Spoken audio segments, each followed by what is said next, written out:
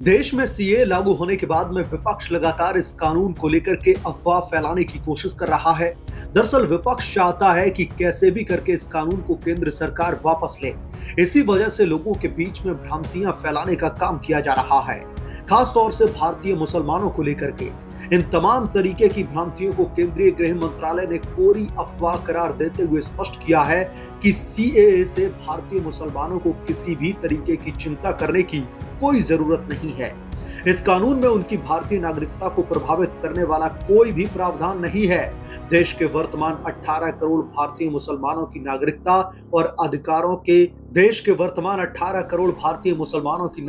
अधिकारों के अधिकार एकदम हिंदू भारतीय नागरिकों के समान ही है।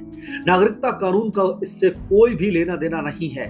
सीए के बाद किसी भी भारतीय नागरिक को अपनी नागरिकता साबित करने के लिए किसी भी तरीके का कोई भी दस्तावेज पेश करने के लिए नहीं कहा जाएगा। मंत्रालय की तरफ से दी गई जानकारी में बताया गया है, सीएए यानी कि नागरिकता संशोधन अधिनियम 2019 ने अफगानिस्तान, बांग्लादेश और पाकिस्तान में धार्मिक आधार पर उत्पीड़न के शिकार और 31 दिसंबर 2014 को या इससे पहले भारत आने वाले लोगों के उत्पीड़न की पीड़ा को कम करने के मकसद से उनकी नागरिकता के लिए आवेदन की योग्यता अवधि को 11 साल से कम करके 5 साल कर दिया है।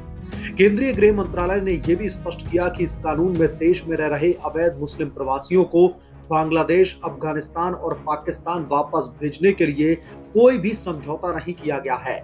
इसलिए मुसलमानों और छात्रों समेत लोगों के एक वर्ग की ये चिंता कि सीएए मुस्लिम अल्पसंख्यकों के खिलाफ में है, ये पूरी तरीके से निराधार है। रही बात विदेशों में रह रहे मुसलमानों के लिए भारत की नागरिकता लेने की, तो नागरिकता अधिनियम की धारा 5 महत्वपूर्ण है।